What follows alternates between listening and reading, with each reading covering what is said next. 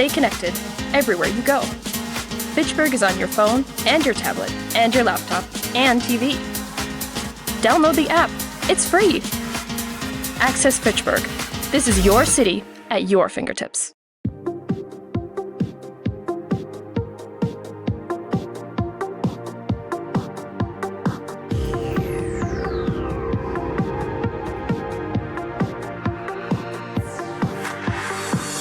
Hi, I'm Jeremy Crosby. And I'm Nick Boucher.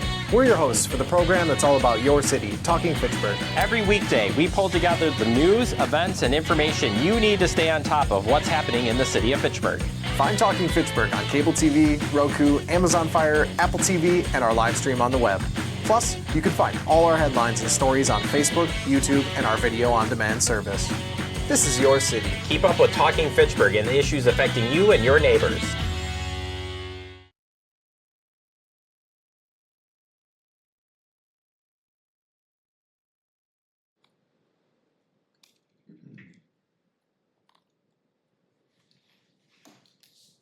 Go ahead and call this meeting to order.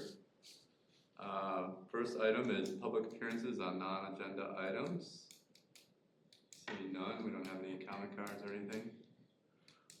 Next we have the approval of the minutes. Do I have a motion to approve the draft minutes from the July 13th meeting? So the minutes didn't make it into the packet. I just forgot to publish them, so I think we should probably just postpone to the next meeting. So shouldn't have said anything. In line with all our meeting. Going right through that motion. Gotta comply with all the rules, so I think that would be the. Okay, so we'll delay that vote and vote on approving those minutes at our next meeting, along with the meeting minutes from this meeting. Very good. I do like to say that I like the way the minutes are being taken now. Yeah. They're really more detailed, so good job. Yeah, so I think we can kind of forego our meeting minute taking. Yeah, I was looking at them and go, well, they're basically the same things I would have said, so. Yeah, so. So good job, Okay. doing it. Yeah. Right. All right, moving into agenda item 4A, Fall 2026 Recycling Day event planning. Yes. So at this point, we've got everything kind of set with the vendors. So it'll be, again, Resource Solutions for the electronics recycling, and then Pelletary for the paper shredding. There's no big changes planned as far as just kind of the event setup and traffic routing, things of that nature. That should all be the same. I'm planning to send out just an email to alders and then past volunteers just to see who wants to commit for a little while that day. I don't believe Phil was going to be able to make it, so we'll be down one person that normally is out helping out and kind of getting cars directed into the right place. As far as the just kind of promotion of the event, Resource Solutions again will be sending out, I think it's about 1,000 flyers to various addresses. So typically they'll kind of pick a couple different neighborhoods. So they'll be doing that as well. And then the plan would just be to kind of go with our normal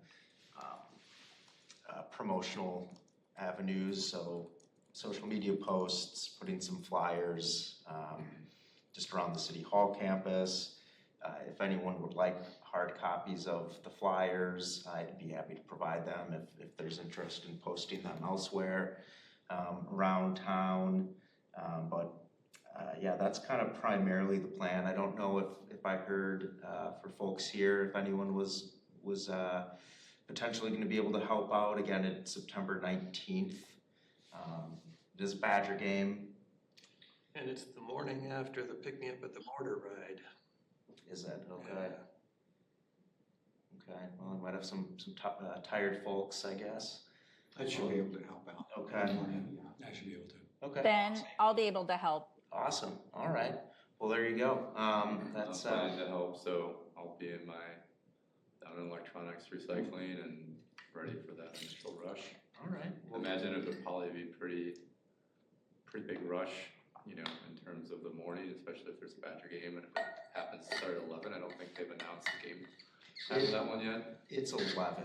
I did check. Yeah, it is 11. Home game. Home game, yeah. So a lot of early birds, you're So I'll probably only be there for the first part of it, probably get us through our first hour, and then I'll probably be Sounds good. So that's a good group right there. I think we just could use one or two more volunteers for paper and somebody to take over for me after Yeah. the first hour. so we're in pretty good But shape. normally they have quite a few people. And I don't think, this isn't an event I worry about people coming to, like, somehow they seem to. They do, yeah, and I've already started to get quite a few calls from residents just asking questions, confirming how much and what they can bring and stuff. Actually, quite a few more calls than typical, so we'll see. It might be an especially busy year or event. Have we ever thought of taking advantage of the people who are just sitting in their cars waiting in line? We should have a sign up where they can like scan a QR code and get more information on things happening in the city? I think, Whatever. I'm sure there's no shortage of things people would like to disseminate information about. yeah, we've kind of, I think, tossed that out there, potentially handing out, like a postcard or that type of a thing to vehicles that are coming through, but I don't know that we've actually gone and done it. There could be some things that maybe would make sense to kind of promote. If we picked, when our next plastic recycling event was gonna be in the location, had that set, we could just do like the little quarter sheet one and hand out, cause, this would be like the crowd to, so we sent that out for the plastics event to like 250 people, is that right? Or did we send Yeah, it was like 250. Yeah, and you're saying that Resource Solutions sends it out to 1,000. Yeah, I think it's about 1,000. So we could potentially, hand that out to people, thank you for recycling today. If you're interested in, these types of events, we are doing a plastics recycling event, at wherever it is and, on this date, we could hand that out, I think. It makes a lot of sense, I think. If we were gonna pitch anything, it would be like, that would be a good thing to pitch out there. So, think about Yeah, that. definitely. It's a good idea. And on the bottom of it, it would say you can recycle this piece of paper for free. Do something. We're not going full sheet, I'll tell you that. Like I said, even if we just have a sign with a QR code that leads to a, communications page, the city's communications page. Mhm. Yeah, you could just throw a QR code right on the quarter sheet. And more information about city events and Yeah, you could do activities. it kind of two for that. And Ben, you could also put on there the e-news link to sign up, for people to sign up, because, that's a good way for people to learn more about a lot of our events as well. Yeah, that's a great idea as well. Write that down. Well, I like that. I think we'll see. We've got a agenda item for discussing another recycling event, and if we could get a date picked out potentially, then I think that would make a lot of sense. Save our postage. Mm-hmm. Sure. And, everything else that goes with that. So that would be a nice, easy way to do it. I like how it says cash, check, and credit cards accepted, batteries and bulbs not accepted. Mm-hmm. Take your money, but those other things. All right. Well, I think that's really all I have on this. I don't know. Just wanted to make sure there weren't any other suggestions or thoughts from the last event that maybe we wanted to do something different. The only thing I was gonna bring up, it kind of bridges this and our next agenda item. Well, not really. No, the 2027 calendar. So we don't, it seems like we don't have a fixed weekend in April and in September for these events, but if we did, we could print that right on the solid waste and recycling calendar. We could, and actually, I'll have to talk with Pelletarian Resource Solutions, but there's a chance I could get dates For both of next year's. for both of next year before this calendar would actually get published That would be in the awesome. Fitchburg Star. Good point. Yeah, so I won't publish this calendar until like the December issue of the Fitchburg Star. So by then, yeah, we could definitely have the dates, and calendar's getting a little tight, but there's always Where do you think you can fit it? there's always some massaging that can be done. Just make a day, a green day, and then a green Yeah. box, and that's your, Right, Well, we just got- have a QR code. We got green boxes on there for tree pickup. oh, No, yeah. we're too far ahead though. But anyways, A yeah. blue box, but Yeah. that's. But we should talk about that 2 agenda items from now. All right. Good point.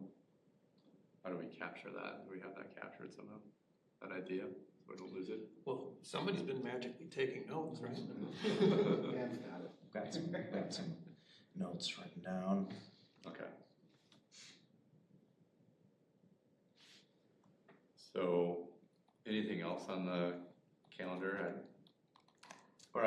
We didn't quite get to the calendar. We're not that, yeah, we're not that far yet. I thought we were. Oh, sorry. Anything else on the recycling day event? Not for me. All right. Moving on to the calendar. I think we've already taken our first step on this one. So we'll capture that note to try to see if there's a way we can put the 2 electronic and shred day events for calendar year 2027 on the calendar. I think the suggestion of just making those dates with a different color box, green, blue, whatever, Yeah. is probably what we'll end up doing. That should take up the least amount of space, so that's a good It's a pretty tight suggestion. calendar, otherwise, yeah. And so the way holidays work, if it happens within the Monday through Friday, we label it. If it doesn't, like for instance, July 4th is on a Sunday in 2027. So that one doesn't say H on it, and that does not affect the collection schedule. That I will have to just confirm with them, but I don't believe so. Okay. I think I would in think the everybody past- should get a day off for Independence Day, and it would make sense if. Yeah. But they don't really get days off, because even if they get a day off, it's just Saturday pickup. Then they work Saturday, right? So it's yeah, and I think for that reason, there's not Okay. not a change for the 4th. So yeah, it really this year should just be New Year's Day, which is on the Friday, and then Memorial Day, Labor Day, Thanksgiving, and then Christmas. So the 5th is not a holiday, then? So just for your awareness, your December months go from to the 24th to H to the 25th. 24, No 8, kidding. 25. Look Well, at there's that. an extra 22. day inserted in there. 30, Yeah. 26, It's missing the that. 22nd. It's missing the 22nd. and it Okay. jumps from 26 to 30 as well on the next And then row. 28, 29, 30, 30. Okay, that's weird. Which month is that? In December, it's all messed up. We got the Julian calendar, The last 2 the weeks are. Gregorian calendar, and the Schulte calendar. I guess so. I guess, man, I thought I had this little Excel tool to just change the year, and then it would populate all the dates in these little calendars. I must have gone astray there. Okay, well, Did thank through the you for rest of the that. year already, it seems like. But you might want to double check. Yeah. Well, like Ryan said, December goes from the 26th to the 30th, back to the 28th, 29th. Yeah, yeah, I don't know what happened. Groundhog Day. Yeah. Alright, well, that's why I put draft on there.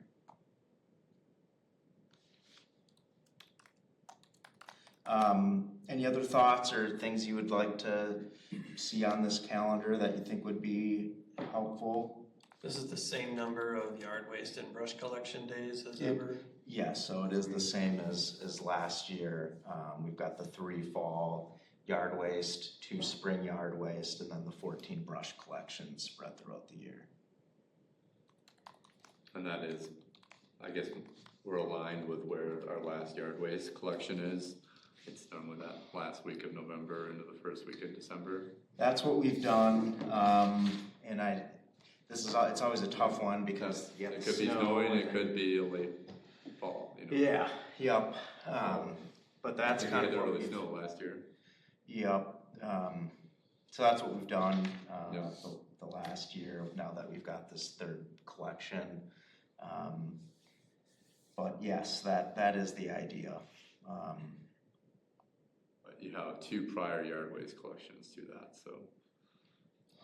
Yeah, hopefully the, You know, that last one maybe just in case we have a late fall and no snow. I mean, which we normally don't have the snow in no, that is, November anymore, so that was pretty rare last year that we had it. yeah, but I think it's probably the best we can do. Yeah, I agree. And if there is some sort of odd event that happens and Mhm. we have to cancel one or something, Yeah. we could always, see if there's another date later, maybe it snow melts or something and reschedule it. Yeah, it could be rescheduled out next week in December. If it comes to that. Okay. All right. I think this has been worked pretty hard, this calendar over the years, and that it's pretty refined. You know, with the addition of the electronics and shred day, I think that's a great idea. If we can squeeze it in there and not slip things into too small a font, then I'm all for it. Well, I mean, we got green background, we got red circles, squares, so I think, like you said, you can do a blue or something. Yeah. All our recycling bins are blue, so. Yeah. I like that. Do a different shape. That's the other thing. I try to make sure if someone prints it out black and white, that it still makes some sense too. Maybe like a triangle or Triangle, there you go. Stripes.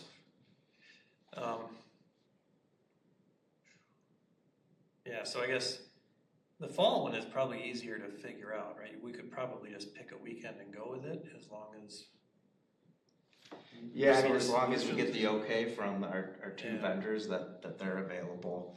But I think April is tougher because we've got, Easter yeah.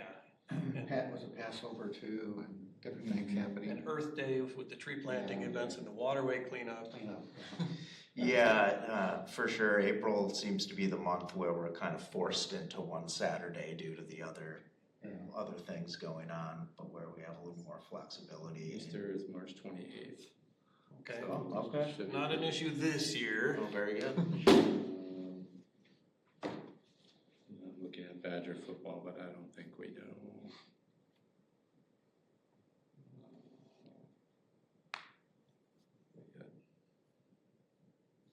But I know that those dates tend to get chewed up pretty quickly, right? So they book up and.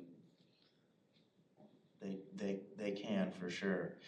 Well, here's what I can do. I can I'll reach out and see what kind of dates they have available, and then we could confirm those at the September meeting, dates for next year.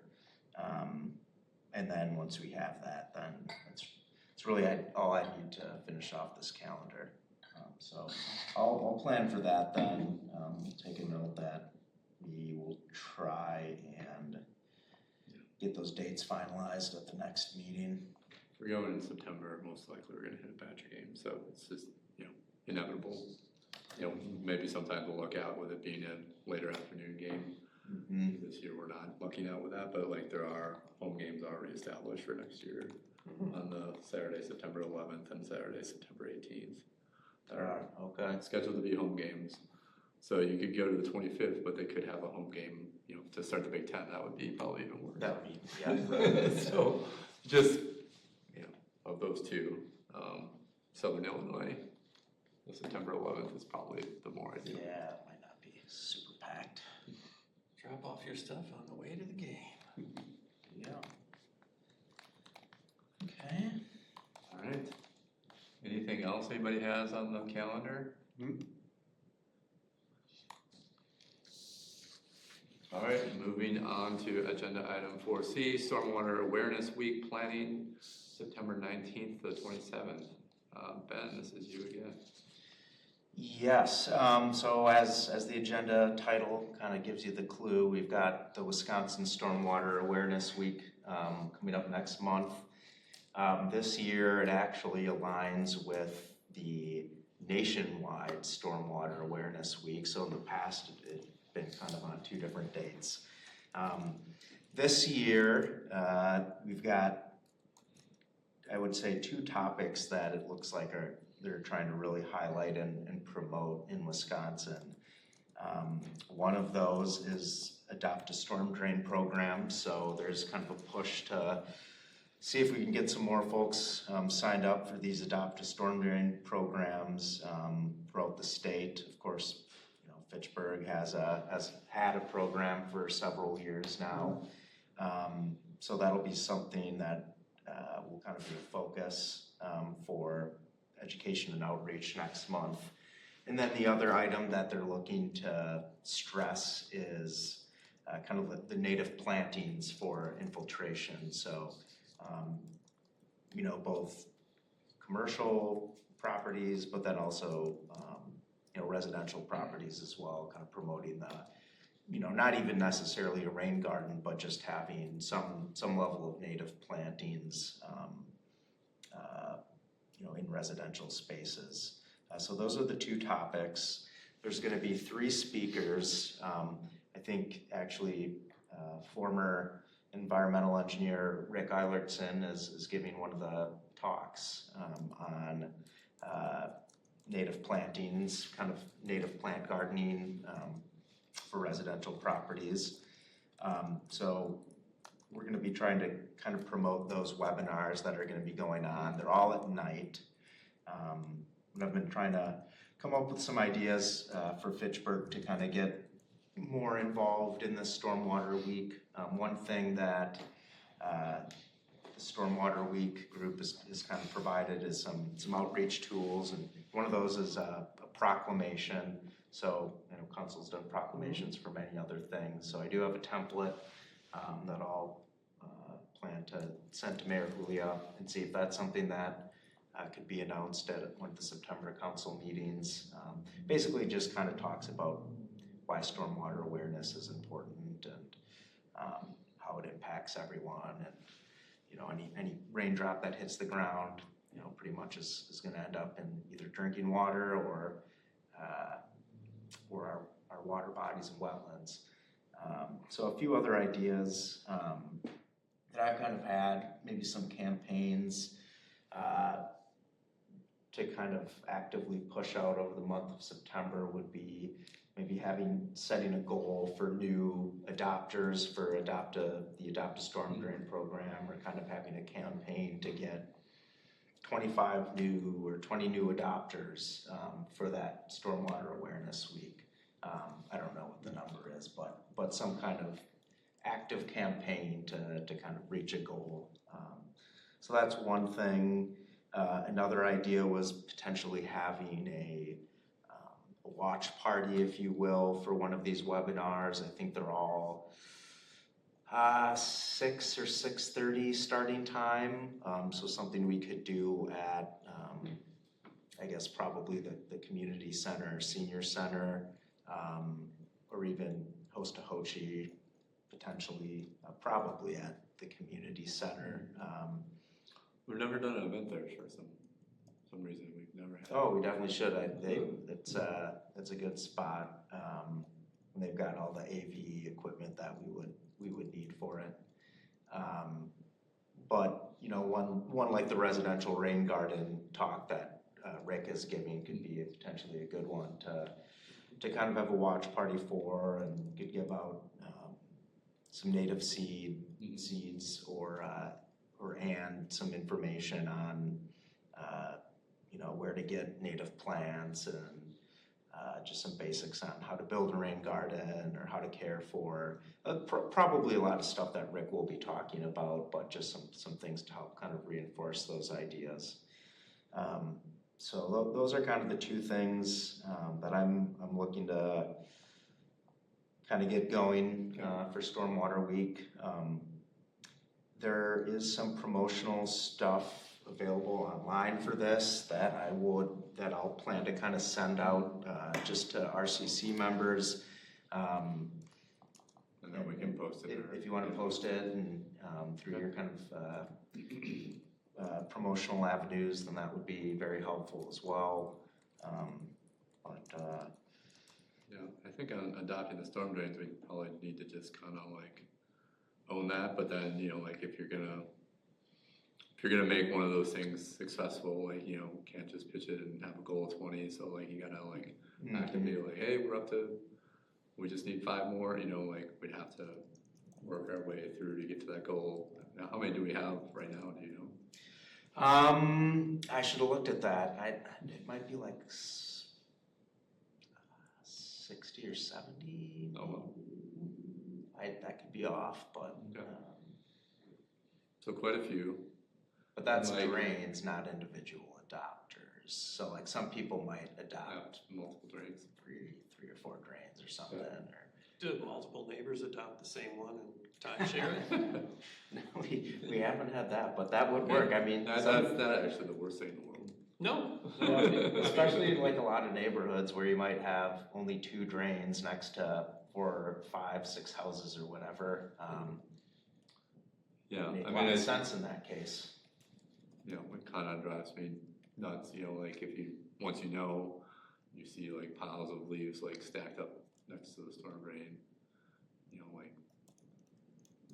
always feel compelled to go and have to clean it up. So like, I feel like, the more that we can do that, the less phosphorus goes into our lakes. Right, yeah, that's, I mean, it might very well could be the very biggest impact that, a regular person can have, is just making sure the leaves on their property don't get into the street. At least from the kind of the phosphorus perspective.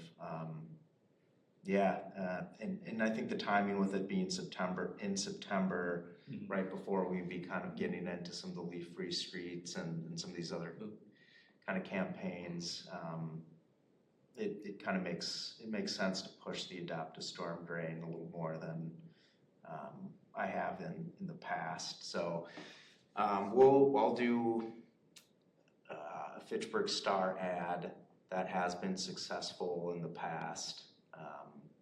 So I'll plan for that. Social media posts. And you have the content for that, so we don't need to.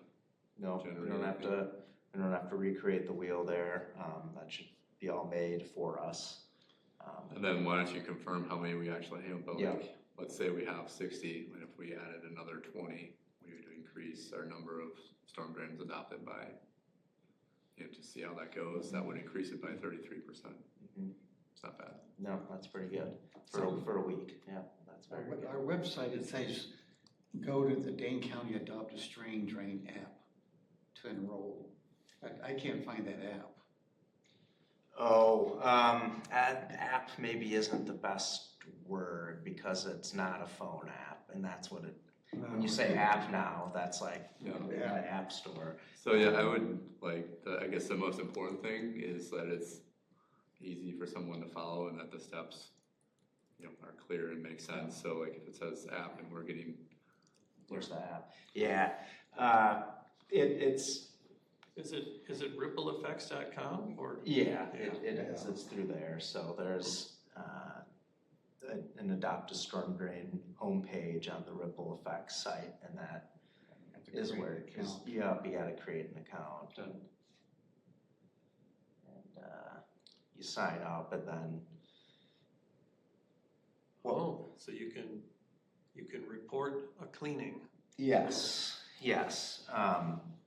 that's the idea. If people are so willing, they can go in and actually report every time they clean it and summarize, what they cleaned up, how much, things like that. It helps to quantify, it gives at least a little bit of data. It does, and it's great if people are able to do that, but if people are adopting storm drains and keeping them clear and not reporting it, well, the reporting is secondary to people actually cleaning the inlets. So that's kind of the loose plan for Stormwater Week. I'll send out some of the promo material that's been made for it. Something that would be pretty good at the recycling event. Yeah, another thing, I almost said that. Just another thing to tack on to that little quarter page sheet. It's gonna be. It's getting close to a half page size now. Yeah.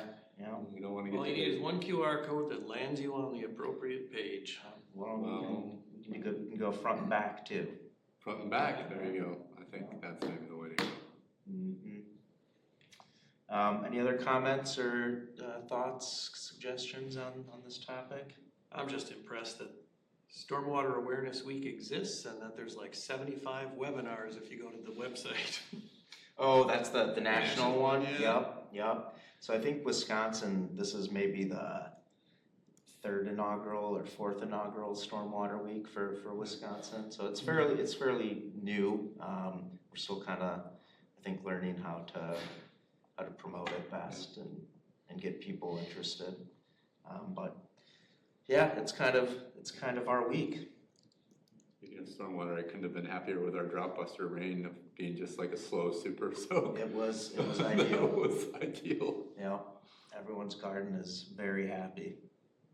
Yeah, I've never seen a drought, like normally it's just intense rain and it all runs off. But like to have like a super soaker like we did, like that was really nice. It was, and not that we can control that at all, but. And there was very little runoff for as much rain as we got, just between the soil being so dry when it started raining and the manner of which the rain fell, kind of slow and steady. It was perfect. Looks like we've got some more of that this week in store for us. It's funny trying to sign up for it. It doesn't recognize my home address in Fitchburg. Uh-oh. Plug it in. Does it insist that 53711 is Madison? Huh? Yeah, I put in Madison. Yeah. You could try that. Yeah. Your 537. It gives you an option, city of Fitchburg, but it doesn't recognize it. I'll try Madison. Well, Actually, it doesn't give you an option for Madison. It just gives you options of different cities, villages. Okay. Yeah, so because everyone's or each city's kind of GIS layer with all the inlets has been provided to Dane County. So when someone signs up on the app, they'll kind of find the inlet that they're looking to adopt, and then they can select it, can name the inlet. Oh, so I could name the one near my house Ron. You could name it. Yes, you sure could. Maybe take the circle. What's that? So you have a circle there. Yeah, it's Cambrian circle, street type. That's what it is, right? Click circle. Well, maybe it's not recognizing circle. Maybe there's double circles. Yeah. That's my own. Yeah, that could be too. Oh well. Well, that's not good though. That's it. All right. Yeah. Oh, like Cambrian circle, you don't put the circle in. Did it work? Yeah. Oh, Yeah, you got just it. put Okay. like street name and that's it, no Okay. circle. Okay. All right. We solved it. Yeah. But like, Yeah. those are the little glitches that you want to figure out. So, Mm-hmm. because this guy probably would have stopped if he would have, Yeah. right? Yeah. He would have got frustrated. I'm Yeah. like, that's it. Takes an engineer. Well, I got lucky. All right.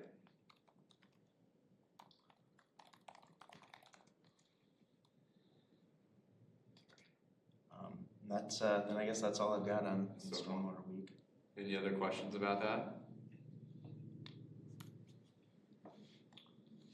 We didn't even assign a timekeeper, but We're ahead of time. We're ahead of We should time. never assign a timekeeper again. Oh, it is you. It was Yeah, Andy, but it's And President's shifted keeping to everyone on Ryan. time. Yeah. Alright, well, keep doing Everyone's a great scared. job. Keep So at it. moving on to agenda item 5A, old items, plastic recycling event recap. So this happened on, what day was it, July 23rd? Yeah. It was a great event. And Kim, do you like to just kind of share how it went from your perspective? And Ben, you can share as well. You know. Sure. Yeah, and Ben and you and we had a really good turnout. I was trying to count everyone in the room, and I think it was like around 45 or so, maybe people. But it was a very enthusiastic crowd, always asking lots of questions, and we had left time at the end to answer questions.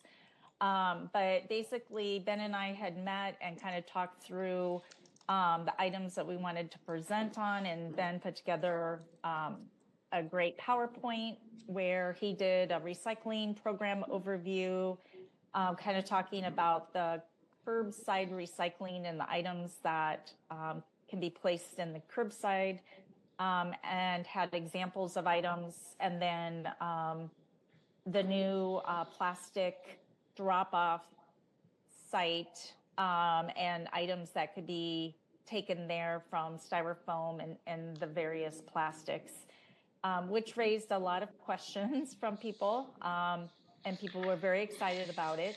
And then I kind of talked through impacts of plastic and how they're not only impacting our soil and water, but our health. And then went through kind of recycling facts and myths.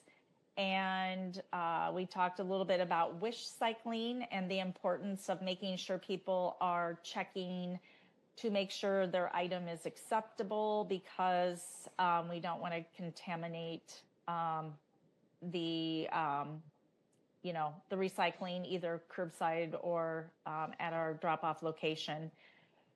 Talked about, I think another piece that was really important that Ben and I had talked about was talking about what happens to our items that are recycled and items that they're made into, and the businesses that Pelletary is working with, because that's always something that, people just aren't sure if their items are actually going somewhere. And then kind of talked about recycling events and additional resources, and then kind of opened it up for questions and answers. And I had a table set up front of items that people can swap out for plastics. So like, for instance, laundry items, cleaning items, like beauty, shampoos, those sort of things, laundry, dishwashing items. And then Ben had purchased a couple of items that we raffled off, and I donated an item as well, which I thought was great, because when people came in, they got a raffle ticket, and at the end, we had a bunch of sustainable items, and people, when their number was called, could come up and choose some, these items. So that gives them an opportunity to try out some of these items. So, overall, I felt like it went really well. People were very appreciative of all of the information. Ben also included some links to Pelletary, talked about their whole recycling system, and which people found very interesting. And then just links to how people could go and look up different items that they want to recycle. And then in the end, the Pelletary app, which I have on my phone and then pulled up on the website, people were yelling out items to see if it was recyclable, and Ben would type it in and check and see, if they accepted it or if it had to be thrown away. So overall, I felt like it was a lot of really good information. People were very appreciative, and it was interesting that there were still a lot of questions, you know, about certain things that I think we all probably would just take for granted that people knew about. So Ben, Chris, if you guys want to weigh in. Well, I agree that it for sure proved to be a very worthwhile topic to kind of have this educational event on. As Kim said, people were extremely engaged throughout the presentation with you know, a lot of good questions, some tricky ones, and a lot of people stuck around for a little while. I think all the things, the sustainable the sustainable swap topic seemed to be of great interest, and a lot of people stuck around a little while to check out the different things that Kim had brought and kind of take a look at them, and so that was really good. Yeah, I don't know that you know, I think we're kind of planning on having another one of these events, and I don't know that there'd be a whole lot we'd want to change. No, I thought it was excellent. You guys did a great job presenting. Everybody was, you know, into it. Like, in fact, you know, people were so into it that they were asking questions ahead of us getting to the content, and we're like, we think we're gonna answer your questions. So we had to, like, you know, because I mean, people would have interacted the whole time, which is great, but, like, you know, our content was gonna cover the questions that they were starting to ask. So I thought it was good. We had some pizza there that seemed to go pretty well. Yeah, I counted more like around 25 to 30, Kim. Oh, okay. So, oh, okay. There were a lot of chairs, but people were kind of spread around the room a little bit. But yeah, I mean, it was a good crowd. There were some people that didn't come because it wasn't officially posted on the libraries. So, like, you know, we had kind of decided for the event, and like, you have to get like your event information in at least 3 weeks ahead of it. And so, because it wasn't officially on the page, there was you know, we probably could have gotten a little bit more. So I heard that, I think at least 2 more people would have come. A couple more people would have come. But, you know, like, I think we're open to going to another location and giving it a shot there. One thing that is not entirely related, but somewhat related to it, is the Wisconsin State Integrated Waste Resource Management Conference is coming up in February. And one of the things that they're looking for is a recycling related presenter, you know, the people that can talk about something recycling related. And they're looking, one of the bullets that they're focusing on this year is facilitating community events to reduce, reuse, and recycle. Oh, interesting. And so I thought that there could be an opportunity for us, you know, whether that's me and Ben, or me, Ben, and Kim, or, you know, any combination of the 3 of us, and we could also pull in Pelletieri potentially and do just kind of a joint presentation on what we're doing in Fitchburg. I could write up the abstract for that. Yeah. Like, it's February 22nd through the 24th down in Lake Geneva, and we could figure out how that might look. But if you guys are interested in that, I probably will submit an abstract and reach out to Pelletieri. Yeah. And we'll figure out Yeah, how we I think that would be great. take it on. Yeah.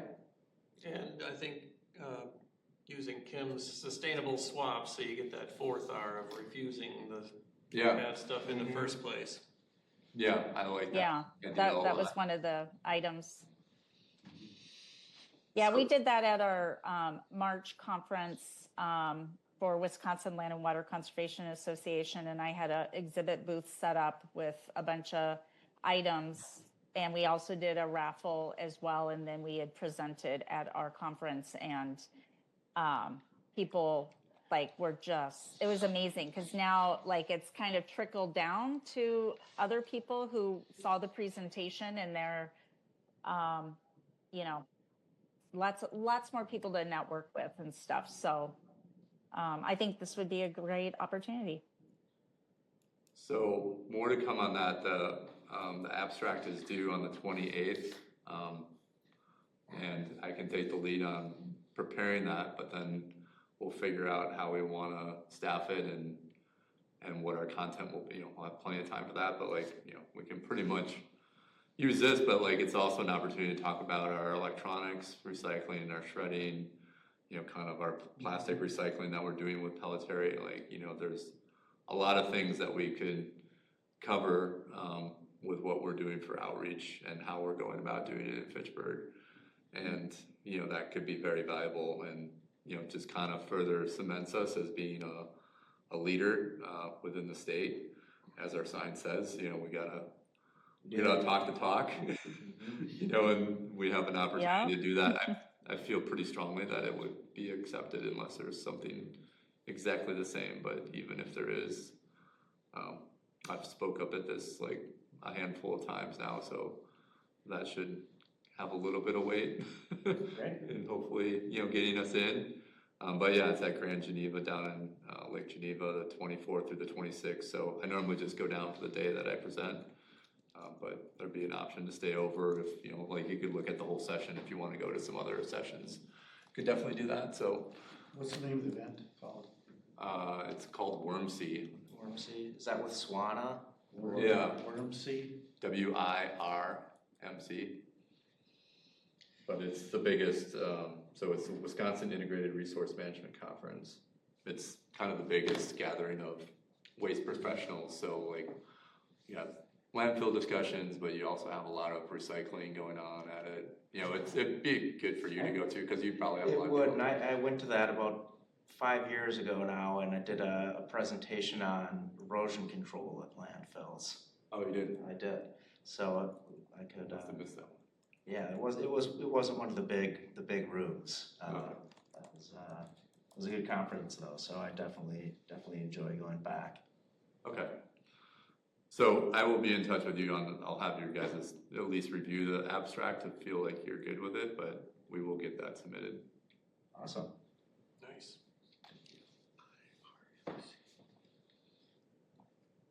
Anything else on that event anybody has? Do we feel that we want to try and set a date for October or November for another event? What I was wondering is if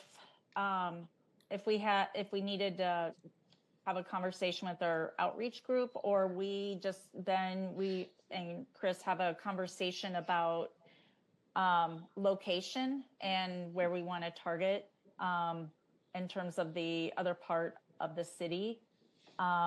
So either way, we could, you know, try to come up with some dates, but I think it would depend on the venue and what was available. Sure.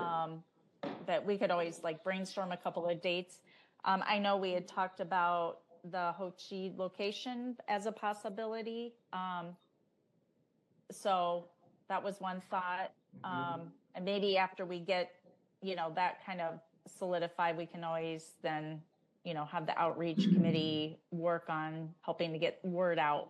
But sounds like we're going to try to get word out from, you know, with these postcards, which I think will also be very helpful. Yeah. No, that sounds good. So we would, and we don't have to get a date set today or anything. But you're looking at But we could. fall into winter. Yeah, my thought would be October, November, or even December. Yeah. So what I can do is, and I do like the idea of host a Ho Chi.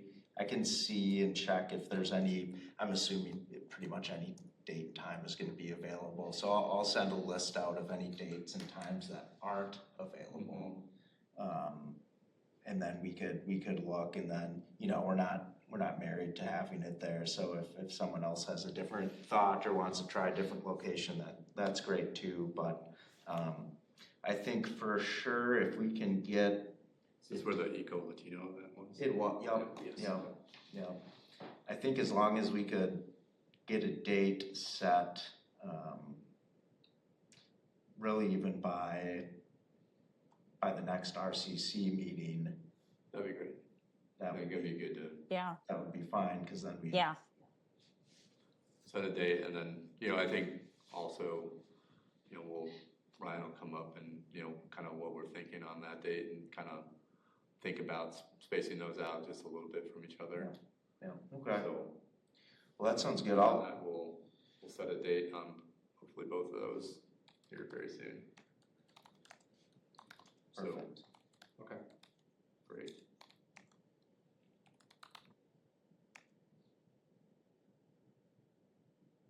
All right, so moving on to agenda item 5B, Green Thursday event planning. So, I think, we're planning on doing this other plastic recycling event.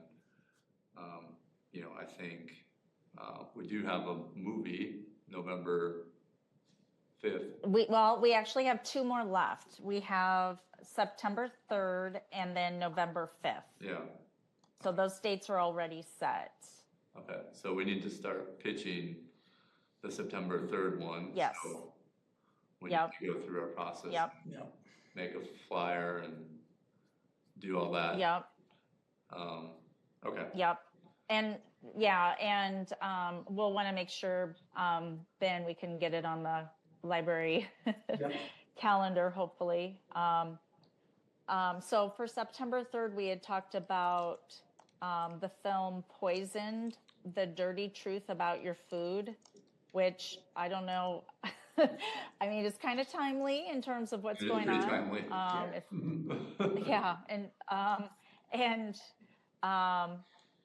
So that was what we had talked about. And then on November 5th, it was the Buy Now, the shopping conspiracy, kind of heading into December and Christmas and stuff. It's kind of eye-opening. So unless other people have thoughts about, anything else. I tried to come up with some plastic films, but in terms of what is offered through the library and through Netflix through the library, the only plastic one they had was related to fertility and various couples going through their fertility struggle. And I just thought that might not be Too niche.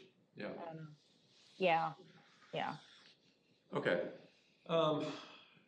So in Southdale on August 27th, there's a movie in the park. Maybe we could have a little quarter pager to hand out to people there. Say, hey, you like movies? Wait till you see what our sustainability films are. August 27th. Man, you're the king of the quarter pager tonight. Oh, yeah. Jeez. Hey, Kim, what time does the September 3rd event start? Oh, I'm sorry, it's August 31st. I need to check with Rebecca, but I think she wanted us, I'll have to go back through the notes, but I think she wanted us to be consistent with all of the films. So I think it's a 5 o'clock start time like the last one was. Okay. But I need to double check the notes so that Ben can put it in the flyer. Yeah, I'll do that. I mean, look at the duration of the next 2 films maybe, just so we can kind of be consistent at least with the last 2. Because I don't know if Wally was longer, that's why we had to move that one up, but I mean, whatever we did. Yeah, I think it was longer. A lot of people went to it. Yeah. And then we'll just have to talk about, obviously we've provided popcorn in the past, if we have funds to do something at, one of these or not. I know Ben is also using some of that money, for the plastic events that we're doing. So probably something else we just need to figure out. We didn't tap into Ian's Pizza, but I think there was a reason why. I think we were too close to the event maybe, right? Yeah, they have a new requirement that I think it has to be at least 3 weeks out or longer. Because when I went to the website to try and make a request, the timing, they've updated their whole process. Yeah, but they have been good whenever we've done it that way. So to stretch our, if we can get them to sponsor one of these events, whatever it might be, that would be good. And yeah. If we're doing popcorn for the other ones, since we've already purchased pizza. Sure. Be good. So. For the September 3rd event, need to make sure that the food, what we're serving is chemical free. Yeah, right. Oh, good point. The review of it says you should eat before or after based on Maybe the like content vegetable, of it, so celery or carrots or something like that. it's all Yeah. We'll put carrots out, We'll do like from a produce. local Yeah. farmer's market. Taylor Farms. Yes. We just gotta be careful though. I don't know what's in the popcorn or where it Yes. comes from, so. Yeah, no, that's a good point. I mean, like, No, it's local popcorn, and it's just salt, popcorn, and that's it. Okay. Butter flavor. okay. Well, good point. You know, Yeah, like at good the last point, though. event, you know, like we were very conscious not to have plastic, but then, you know, we do have, I mean, like, unless we're gonna start doing dishes, we're gonna have, you know, some waste, but people did know, you know, like, I got all that was all compostable items, the napkins, the paper plates, and the paper yeah, cups for water. yeah. No, we're good. I've been to like national circularity summits where you walk in and they're like, and they have like, you know, cases of plastic bottles, that bottled water out. I'm like, what are we doing here? So, all right, very good. Good to always check in and make sure we're, you know, not causing an issue with the event that we're hosting. So agenda item 5C, Fitchburg Star articles. So I did submit the compost article, so that should be in this next edition unless it gets bumped by election related things. So I guess that should be coming out today, like Friday, this Friday. Yeah. So that should be Hopefully coming we'll out, get but it. it's another like pitch for the food, you know, food scrap. And I actually spoke to the Going Green group at the Rotary Club of Madison, and they were, you know, they weren't in the know on this, the food scrap stuff, so I'm sharing some things out with them. Some of them were Fitchburg residents. Well, So, that might explain some things later. yeah. All right. Very good. So, yeah. Anybody have anything else on articles? What's the next one? Up for September? I believe that was me. I believe I was gonna do the one after Chris, if I recall. Okay. And then October was, I think we had it I figured. can't remember, I'm October, I thought- November. Yeah, what were you gonna do? I thought you had. I haven't decided yet, but I think I've kind of decided. I want to say Diana. Diana's got one coming up too. What's that? Diana's got one coming up. No, because she was going to do one on energy efficiency going into, Oh, she October then? she's October or November. I would say if you want to work on your article, go ahead and we'll iron that out at the next meeting. Yeah. But All right, we're good. I think we're in pretty good shape. We've been doing great getting the articles in. You know, I guess the only thing to remember is, you know, I know we're all very busy people, so like a lot of times the article has been coming out like, we need to, we're submitting this tomorrow, you know, like this. So if you have a chance, if you wanted to get a peer review on it, if you can submit it about a week before we actually have to submit it, which is the first Friday of the month, that would be ideal. So just kind of keep that in mind. But otherwise, I mean, in terms of getting them in, we're getting articles in. It's just a matter of, you know, the peer reviews, like, you know, let's try to do a better job of getting those out a little bit earlier if we can, so that you can get your article peer reviewed by somebody else on the commission.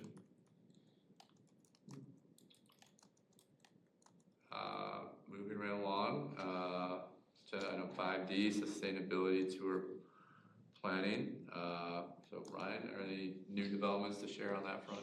So Andy brought up the plan at Bike and Ped last week. Sounds like he got a lot of good responses. I think I sent to Rob kind of our general plan. So the date is September 27th. It's a Sunday. Packers are not playing that day. They play on a Thursday that week. Good. So I think we're looking at a mid-afternoon instead of morning, so probably around 2 or 3, hoping that later in September it won't be too cold in the morning. Yeah, That'd be nice. good. Yep. Terravessa neighborhood. I think at the moment plan would be to meet at Forest Edge School. I think Andy's reaching out to somebody to try and see if there's a possibility of both parking there and whether you can get somebody to come out and actually talk about all of the sustainability features on the school. So we'd start there, walk east towards MM, and then south towards the playground. Kind of go hugging, there's a trail that I think runs along the east side of the neighborhood. Cut back in to kind of walk along, I don't even know the names of it, Frizzy maybe, arugula and Frizzy. But there's some infiltration features along in that area that I think we kind of focus on, the infiltration and also, what was the other? Yeah, I think it's the infiltration areas that they kind of in the medians and the terraces, get Rob to talk about. Briefly stop at the playground on the south side of the neighborhood to kind of wrap around, go up and walk along the marsh all the way up to kind of the northeast side and then go circle back to the school. So I think all told is about 2 miles to do that full walk. I think the plan would then to go to potentially Toddy after and see if Rob would be willing to kind of do a Q&A with anybody after that. Anybody else that comes along, and Ben or Phil are able to be there as well. As part of the bike and ped, Andy brought it up. 2 of the members, one of them is actually on the neighborhood association for Terravessa, and one of them is going to be moving there and is part of a sustainability group. So once we have like a date finalized, looking to engage those 2 kind of groups to bring more people out. I forwarded this like whole plan to Rob. He sounds good with it all. So as long as we just give him a time and a date. So the 27th works. I think, like I said, 2. Yeah, that's a good time. So 2 in the afternoon is it probably good there. Yeah, so I think that's largely I think some of and based on Andy's feedback, I think the decision he kind of made was just to focus on the Terravessa neighborhood and then try and do the boardwalk piece later.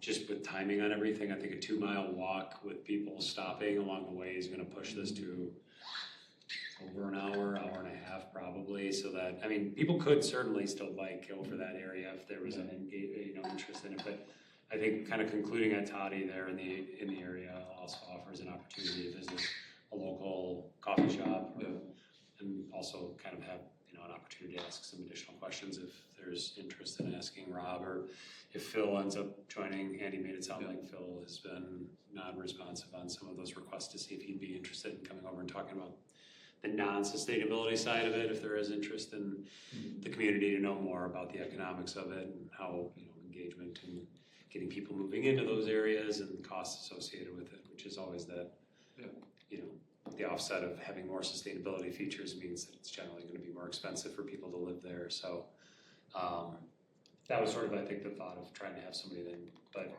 we'll see. But yeah, I think that's largely, like I said, Rob seemed pretty good with this plan. That's Rob Montgomery? Yeah, that's through Diana. So Rob, I think, worked with Andy and I don't know who else when they were doing that initial kind of Terravessa thing a decade ago to kind of put together Yeah, it seems like, as you talk through it, like, I know we're gonna try to just pound that out in a half hour and then take a half hour to ride over to the spring. But like, it's just, there's too much to see in that neighborhood, and like by the time you got through with that, you'd be already an hour and a half in, and that's kind of our sweet spot, or where we like to be is keeping it closer to an hour and a half if we can, because once we get up in the 2-3 hour range, people just wander out. People don't have time for all that. So I think, while I do like to see the spring, we might have to save that for another event. Well, and I think it actually kind of helped get you mentioned Stormwater Week, like it's going to kind of, it also ties into that because you got the marsh there, the stormwater plan that went into effect for it. Absolutely. The native plantings that are there. So yeah, no, I think it's, all told, this should be a pretty informational little walk, and I think it's something easy to do for the first one, and then we can start planning out. That's good. Either a winter one if we wanted to go over to the boardwalk in the winter. I think actually Andy mentioned that, Colleen mentioned it during Bike and Ped. Yeah. going over there toward, yeah. Well, I mean, the boardwalk now that's there. Yeah. The only reason we always visit the springs in the winter is because the ground is frozen and there's enough snow that the surface is level. Yeah. So now that the boardwalk is there, you Oh, can sure. go at any time. Got it. You know, if you want to also make the event accessible, I can bring an outdoor wheelchair. Oh, sure. Like we have here. Yeah. That's actually something. If you want to make note of that. Yeah, that's actually something. Accessible wheelchair available. Andy was gonna bring up to, is it Bike Fitchburg or Yeah, Bike Fact? Cycling Without They have Age. what's that? The Cycling Without Age Tri-Shot. Yeah, the Trishaws. I think that he was actually, there was initially an interest in trying to incorporate those as well. So that may be actually something, if he can reach out, is it Hamilton or somebody like that? Mark Wilkerson. Yeah, Mark Hamilton is in never mind, yeah. Yeah, I'll reach out to, that's a good point, reach out to Andy and see if that's something that we could also try and include as well, especially for a 2 mile, it would, that'd be great, I think. Okay. Yeah. Make sure we reserve one. We also have accessible cycles too for the event. If there's a bicycling event, we can bring those. So, There's a couple who lives in Terra Vesta that, if you go on this Focus on Energy YouTube channel, there's under their playlist, there's a series of videos they put together on this net zero ready house. My wife was on the sustainability committee along with the woman in that video. So I could see if maybe, we can incorporate that in the walking tour. She could just give a little presentation on her house. Yeah, That would be cool. yeah, that would be. Do you know, is it, where it is in the neighborhood? Is it one of the? It's on the east side, maybe like, it's in the middle section. Yeah. So within range of where Yeah. we're going, for sure. Yeah. Okay. Well, I think, it sounds like things have really come together nicely, so then I think the next step, Ryan, would be to just kind of firm up some of those details. We'll get a flyer made for it, like we can pitch it out with Stormwater Awareness Week. Sure. And then we'll we'll have a community outreach subcommittee meeting and kind of work on this and our other events, setting those dates and figuring out who's doing flyers and what other promotion we want to do beyond our regular stuff. But all of these things are, the events actually space out pretty well. So we have our September 3rd event. We have, the September 3rd, 12th? No, 19th. When is our 19th is the 19th. recycling. 19th is recycling, 27th for this. So it's all, it's gonna be like our new April. It'll be a pretty intense month of things, but like a lot of good activities. And then, we're gonna have another recycling event at some point. So, I think we're really kind of hitting a stride with a lot of community outreach events, we're kind of getting back to the strides that we hit kind of in, pre-pandemic, maybe even a little bit beyond. We're, doing like these green films. We have another one of those in early November. So there's definitely a lot of good information that we're getting out there right now between that and our Fitchburg Star articles. So good job everyone on coming forward with these events and helping getting them set and scheduled and planned and put together.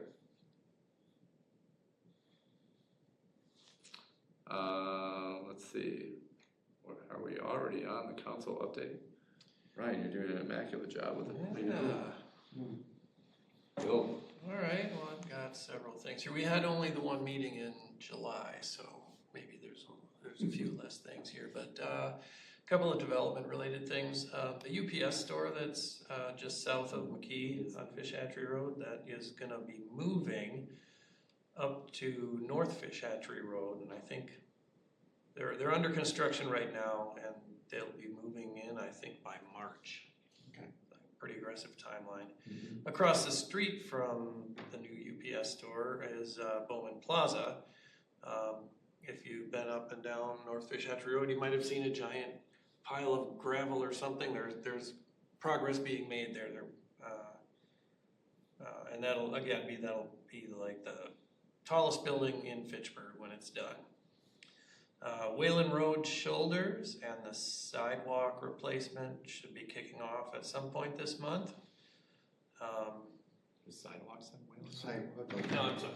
Whalen Road shoulders and then the citywide sidewalk replacement. Oh, okay. Those two Separate. two separate things, yes, correct. Sorry about that. No, that's all right. The city's road resurfacing is underway, and there's also utility work in Belmar. I think that's done, and they're working on resurfacing, and then there's utility work in Tower Hill area, and once that's done, they should be able to do the road resurfacing there. There's a temporary roundabout that's been in place, I think, for about a year now at Greenway Cross in Coho, which I think was the city's most dangerous intersection, just in terms of number of crashes. And that has made a positive difference. So I think we should probably assume that something permanent is going to be installed there in the relatively near future. We're all, I think, familiar with the Efficiency Navigator program, where the city is helping to do some, energy efficiency and sustainability upgrades to naturally occurring affordable housing. And one of the conditions that's been in place is that the landlord can't raise the rents beyond the HUD limits for 5 years. What has not been in place was any sort of a guarantee that if the current owner sells the property within that time period, that the new owner would also respect those, rent limits. So we've got a new agreement so that it goes with the land rather than the landlord. So all the properties are guaranteed to have at least 5 years of steady rent, rather than, hey, look how much nicer it is now, and jacking it up.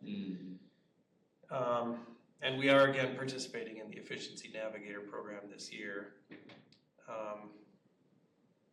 We mentioned Promega's Boardwalk. That ribbon cutting happened mid-July, as did the Chicory Meadows pickleball, basketball, tennis court ribbon cutting. Kids Crossing is, we had a public information meeting, and there was a comment period that closed on August 5th. I think there's still a lot of people who missed out on that, and a couple people spoke at the Parks Commission meeting like, oh man, I can't believe this flew under my radar, and I don't like what you're doing here, or I like this thing, or whatever. So I think that's still maybe a little bit more unsettled than we had hoped it would be at this point. We approved a rental policy for the Hostahoche Park Shelter. That's kind of a unique feature in the city, so needed a special policy. A couple reminders: tomorrow is voting day. Wednesday is community night out in McKee Farms Park. And then the following Monday, the 17th, is the final concert at McKee for the year. And then I mentioned the movie in the park at Southdale. I misspoke. That's actually August 31st. And apparently we can't reveal the name of that film due to copyright reasons. It's going to be a surprise to everybody when you get there. Oh, well. Spider-Man. The new one. How are you gonna attract people? Yeah, it seems like it's gonna be tough. Mystery movie. It's like Hudson Hawk or something. Oh, man. The library has a new AI section in their collection management policy. So they're able to screen out works that are fully generated by AI, as well as policies and procedures for dealing with works that are kind of jointly authored by a human and AI. So I think the public kind of has some feelings, and they don't necessarily want their tax dollars spent on acquiring works that were not that were auto-generated. Got a draft RFP for our Community Action Safety Plan, which is kind of the first step towards Vision Zero for the city.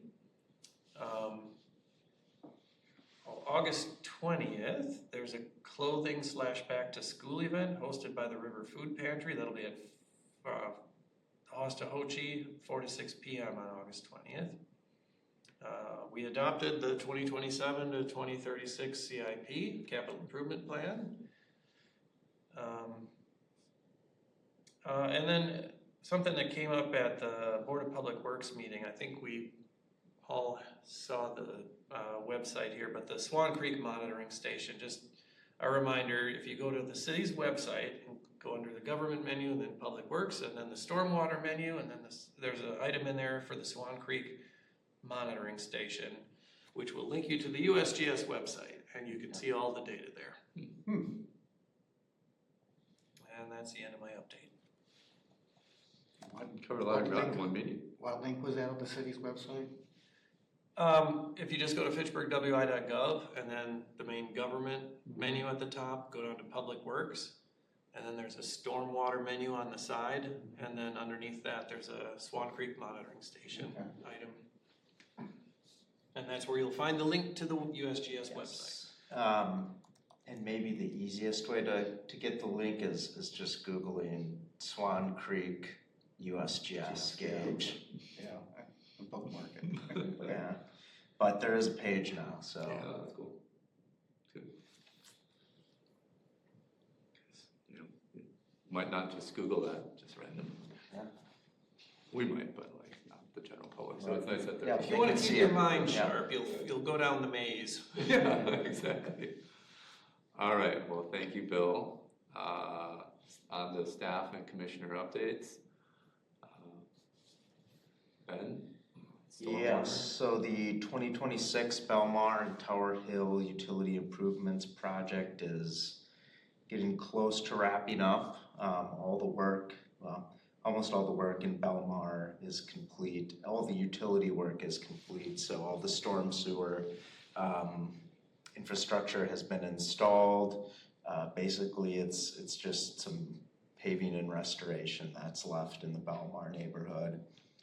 There is still some utility work going on in Tower Hill. I think it's primarily water service replacements at this point. They may have a few left, but that I don't think they have a whole lot more of those left to go, and they'll be looking to do some curb and gutter replacement. There's still some driveway aprons where they've got the curb stops that are getting replaced. So they'll have to pour some new aprons and stuff. But the stormwater work and all the work on Crescent Road, that was kind of more under my purview, and under the stormwater utility should be substantially completed by August 14th. So this week. So that is the goal. I don't know if anyone's driven out there, but next time you're at Crescent Road, you'll notice there's some different looking inlets out there, much larger than what we typically have in the city. Interesting. Yeah, so they did some pretty large cast in place concrete structures. The biggest one was about 30 feet long and 8 feet wide, and it's just got a 30-foot opening in the curb for water to rush down into. It's like you're in Florida or Arizona or something. That's kind of where they have that style of inlet. Is that and that is not an extra hazard for people walking or biking? We've got bars, vertical bars, Okay. on that, so you wouldn't be able to, get in. You could maybe stick a hand in. How about raccoons? Can they still get thin? Oh, sure, yeah, they can get there. You can't keep the raccoons out for sure. So that was exciting to get done. That was partially grant funded as well, so we've been doing some reimbursement requests for that. We've started our inlet inspection program, so we're inspecting X percentage of the city's inlets each year. it's probably gonna be something that we don't have to do every year. Our intern did a great job of getting a lot done just in 1 month. So pretty much the entire Harlan Hills, Seminole Estates subdivisions. I think he got a bunch of Wildwood South done too. So he's primarily just looking at the kind of if there's any maintenance needs for any of the inlets. The big thing that we're running into is a lot of old concrete adjustment rings that sit right under the cast iron frame are kind of just falling apart, cracking. Some of these inlets we're finding only have like a couple chunks of concrete supporting the frame. Most of them are not like that. Luckily. What's the actual versus expected lifespan of some of that stuff?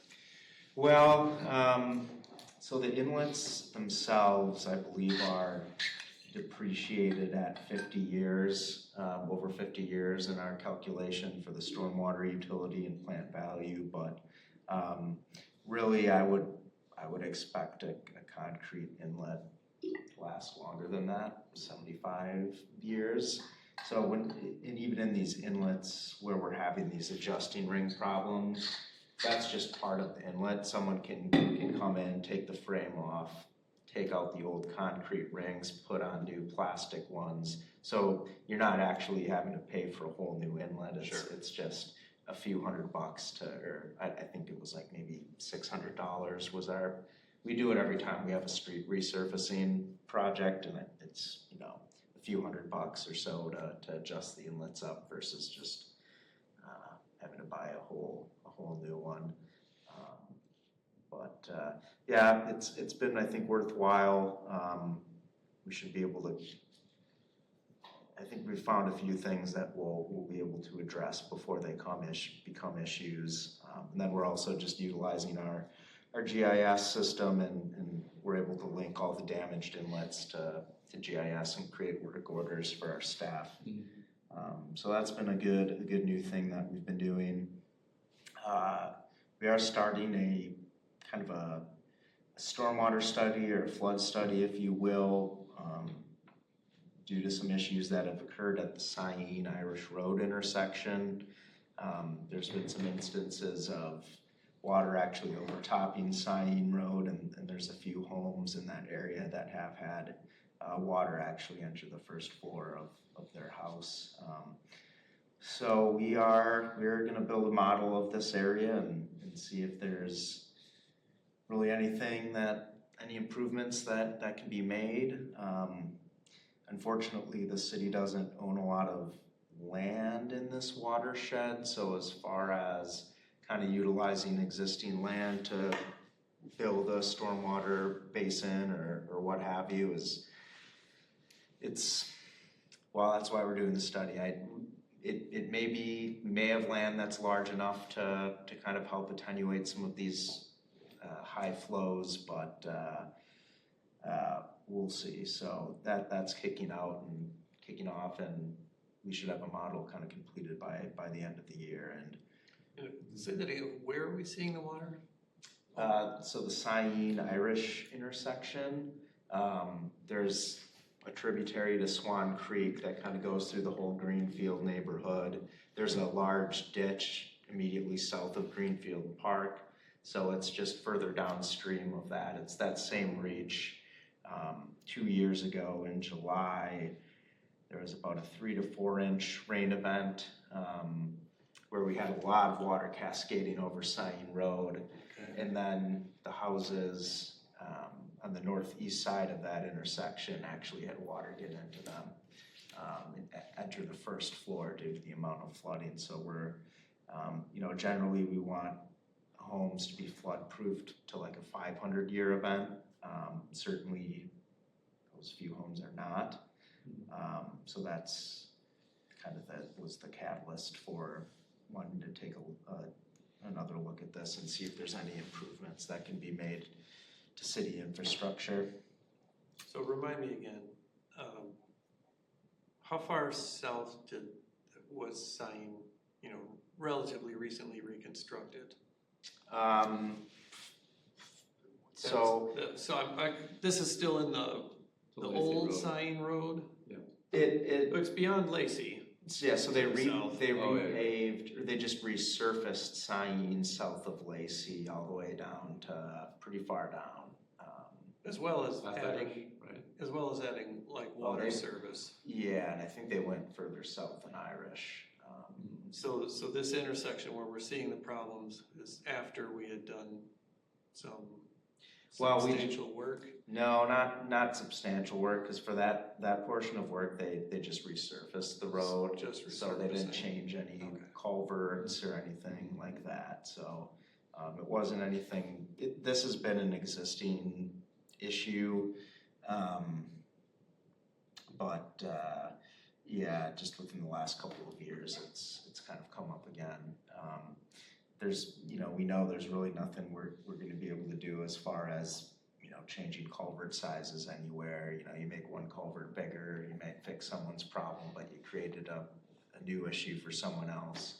So really, it's probably gonna come down to storage. Is there anywhere we can hold water and release it out at a slower rate within the watershed? And we're like I said, there's a couple city parcels there. I don't know that they are necessarily large enough to have a significant impact on the peak flows that go through there. But again, that's what we're looking at. We'll find out. We also have the McKee Farms Park head wall replacement project we're working on. So again, this is kind of at the drive into McKee Farms Park. There's, if you're driving in there, off of Brendan Ave to your right, you'd see the McKee Farms Park northwest pond. So there's 3 culverts that go under the driveway. One of those head walls is pretty much failed at this point. It's cracked in the middle. It's beginning to really have a pretty large sinkhole that has been filled up a few times now. So we're just going to completely replace that. We've done. So I'll ask the question again. That's not very old either, right? I mean, that's only like 30 or 40 years. Yeah, I was trying to find the original plans for it. Never did. But 40, I think in that 40-year range was what we figured about it was. It was when it was around the same time that they extended Chapel Valley Road, I think. Yeah, not ideal. You'd really hope to get more years out of it than that. So this new one we're building it's not just replacing what was there already. It's going to be beefier. Is there any identifiable cause for the failure? Like, I mean, did they build it on top of a rock that cracked it, or? No. At this point, I don't know if we'll ever know. I mean, it could be an issue with the rebar installation. It could be maybe the concrete wasn't the right mix, or it was just not an ideal design for that scenario. I suspect it was probably a design issue. And again, I mean, it got 40 years. It wasn't terrible, but yeah, certainly this new one it's quite a bit thicker. It has a different rebar design. It should last quite a bit longer. So there's some permitting that we've been working on with that. It's technically in a navigable waterway, so there's a little bit more work whenever you get into that. So we've done some endangered resource reviews, wetland identification, and then the municipal public highways and structures general permit. So that's the DNR's permit for this kind of work. And then finally, we've been working on our 2027 pond dredging project. So that's going to be Business Park A and Business Park B pond. Those ponds are just west of Seminole Highway, kind of around Marketplace and Executive Drive, by kind of Sub-Zero, or just east of Sub-Zero. There's those 2 ponds there, so we'll be looking to dredge them. One of them we're gonna replace the outlet structure on. So we found that we were able to kind of maximize the performance of this pond with a different outlet structure. So once we get that, it should provide some better TSS and phosphorus reductions. So we've been doing kind of the background work for that, getting sediment sampling. Haven't gotten the results, but I know they got the samples. And that's just to determine if we have to landfill the material or if it could be reused. So yeah, that is underway. For solid waste, we're now, as of August 1st, at a total of 14,450 pounds collected. And there are actually over 100 new people registered in the month. So that's kind of what I don't know if that was something with at the Rotary. You said Rotary. So I just said it last Wednesday, and it was a group of like 5 people. Oh, okay. Yeah, but how many people did they talk to? Yeah. Well, they talked to all their neighbors, and Yeah, that's great. Wow. Yeah, it's 447 people registered so far for this. Pretty cool. Yeah, that's, yep, and I think we also had our best month in terms of weight in July, so, yeah. All the watermelon rides. Right, yeah, all those heavy summer the fruits. corn. The corn. Yeah. Fucking corn. Yeah. So that, yeah, I mean, I think it's been a great success so far. Obviously, people are interested in it, using it. How does that compare? I wonder if we can get some numbers from Dane County. How does that compare to the other ones? We definitely can. And I don't know. You said Middleton is the king of compost? Yeah, I think they were. They were. Or probably still are. But last time I checked, Middleton's program is doing very well.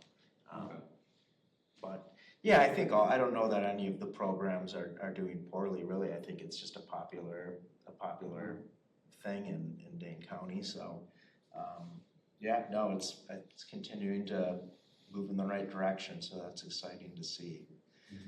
Have we done an article on that? I think that would be The article that's going, I've done one already. But, It'd be a good one to do like Oh, I haven't beginning done- of November when we've got one full year, you know? yeah, Could do another one. I mean, this one is just more so encouraging to do it versus other things you can do. So it's more of informational, but it's not really, like you're saying, like database, like, Yeah. you know, but like that could be something for next year. yeah. Like, but, you know, this is still kind of in the pitch phase, you know, we're still within our first year. But I think, you know, like, it would be nice to know, like, how many places we have compared to other locations that are registered. Sure. And it might be, you know, just to understand, like, as we try to make a decision if we want to do a second one. Because it seems like there might be interest in that. Yeah, it does seem that way. And I think, Ron, like you said, at the end of October this year, we'll have that full year, and it'd be kind of nice to have a little, some sort of a document that kind of summarizes that could, you know, press release or whatever. Just We could do a press release, we could also do some social media posts on it, so like, Yeah. whatever data we get, Yeah. you know, let's get the information out, let's produce a report on it, you know, like how did it go in year one? And, you know, we can, you know, can almost show, you know, kind of how many people, you know, like, I think that number is getting up there where it's a pretty darn impressive number of how many people are actually registered to do it. Yeah. Do the other holders know about this program? I give them updates every Okay. month or so. Okay, what's their reaction to it, or? It seems like they've been pretty impressed with the amount of, with the total weight. Okay. And so, you know, tomorrow night I'll tell them, hey, you know, we got somehow 100 more participants than last month, and we're up to over 7 tons. Yeah. Okay. Then just a couple other items, I guess, kind of we already talked about, the calendar, the recycling event, and then I was a little early on the solid waste rate, so they weren't on, that resolution wasn't on this month's agenda, but you'll be seeing that. Kind of as we discussed, I didn't change the rate increase recommendation from what we had previously discussed, so that'll be coming up probably in the next meeting here. I do have a few updates from Phil as well.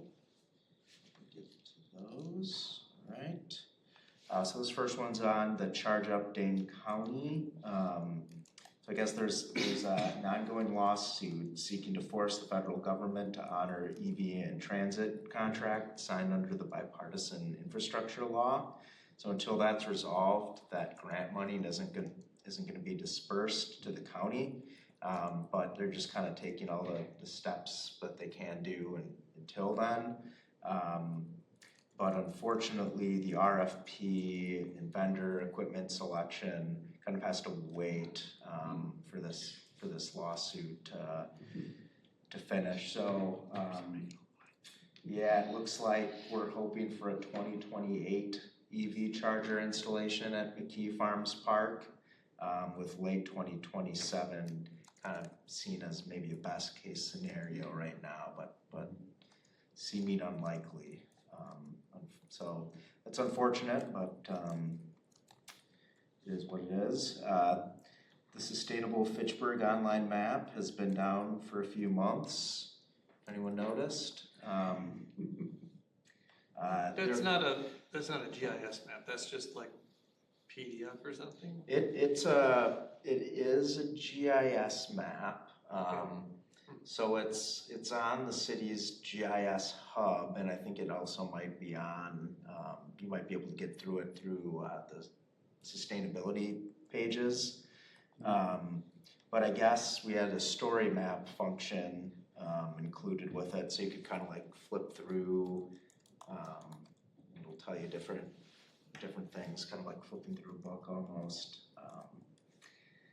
So Dakota, our GIS specialist extraordinaire, was having to convert some data into a new format. So it looks like we're working on getting the Sustainability Fitchburg map back to a usable format for people. I don't see mention of it on our maps page. I see it says Sustainable Fitchburg online map. Click on it. Well, it might not be on the website right now if it's under reconstruction.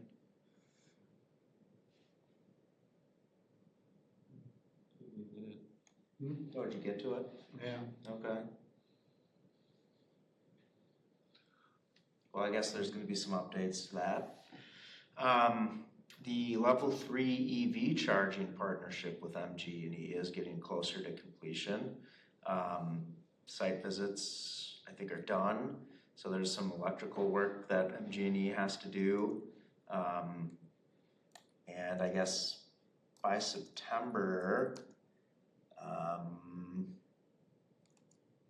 let's see here. September, I think, is when MG&E is going to kind of complete some of the remaining electrical work. So they just got to run wire to where the concrete pads and chargers are going to be placed. And it sounds like the chargers are expected to be in place and operational at some point this calendar year yet. Maybe even in September possibly, but it's looking like it'll be complete this year. So that's very exciting. And then finally, Fitchburg is going to be recognized this fall by the Dane County Climate Champion Awards program. And I guess we'll wait for further details after the Office of Energy and Climate Change makes their public announcement. I think we're getting 2 awards. One of them may have to do with the police station, right? And then the other one is for the solar on the Public Works building, I believe, because I think it's a net exporter of electricity. I think that's what Phil told me. I didn't think we were supposed to be net exporters of electricity. Well, the city as a whole is not, but that particular facility. Right. I was, do they? Well, you can only put so many panels on your house. Yeah. Do they have, level 2 EV chargers there? They do, yes. Yeah, Yep. okay. Well, that's nice. So we may not be exporting as much as we used to. That's true, right? They're using a little more electricity now. They've got their Those F-150 Lightnings are what, like 100 kilowatt hour battery or something like that? I don't know how. Yeah, I don't recall the exact. Level 2 is like, essentially like running your dryer is like when I Right. look at like when I'm charging. 30 amp, 240 volts, right? Yeah. So like, to me, like if I'm charging my car at home, like that's essentially like I look at that as like $2 per hour. Is what I've kind of equated that to. Like that's very, very rough math.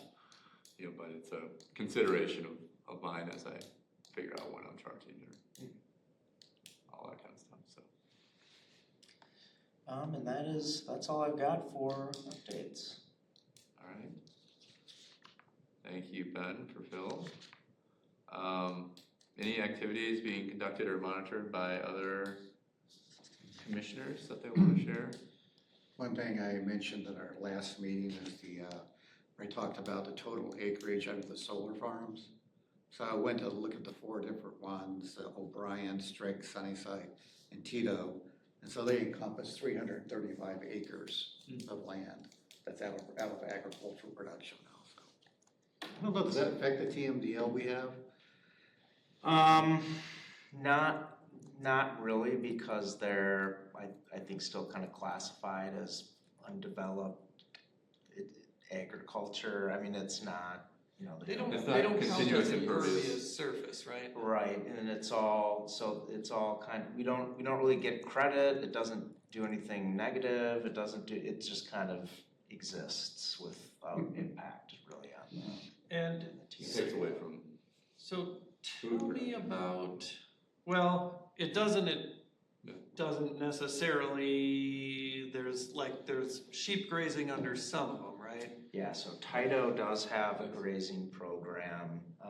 There are some animals that do graze at the Tito solar site. And O'Brien, that's supposed to have been planted with pollinator friendly. It is. It is.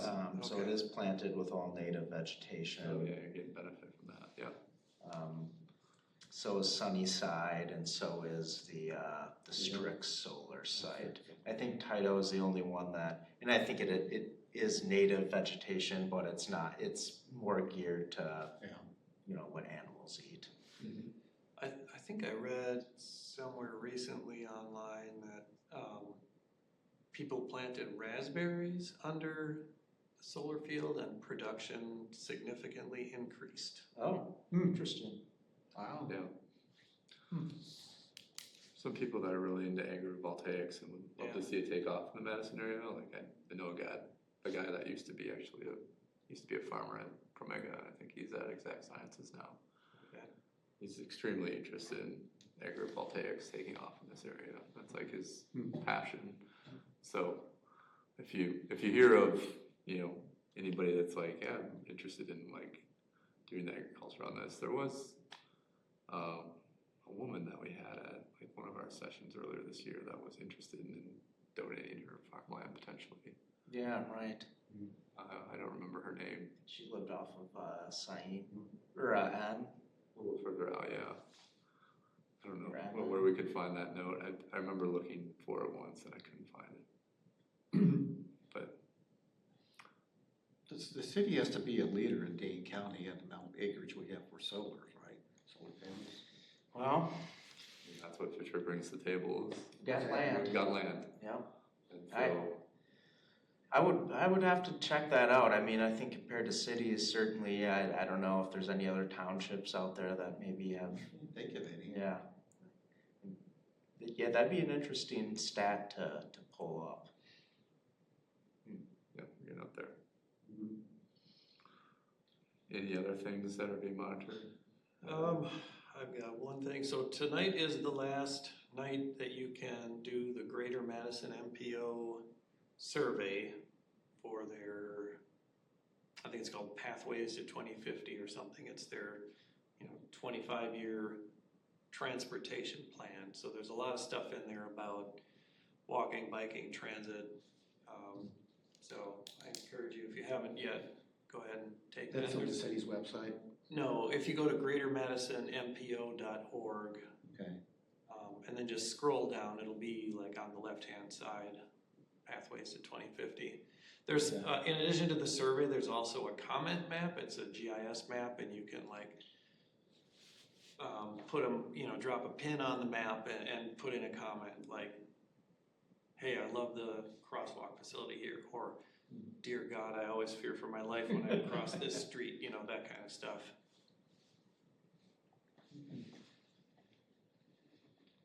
All right, anybody have anything else? All right. Good job, Ryan. Great job, Ryan. I think that's a record. It's the earliest. We're gonna adjourn at 8:16. That's a new record for the. I think Ryan should do it every meeting. Oh. You cut out there, Kim.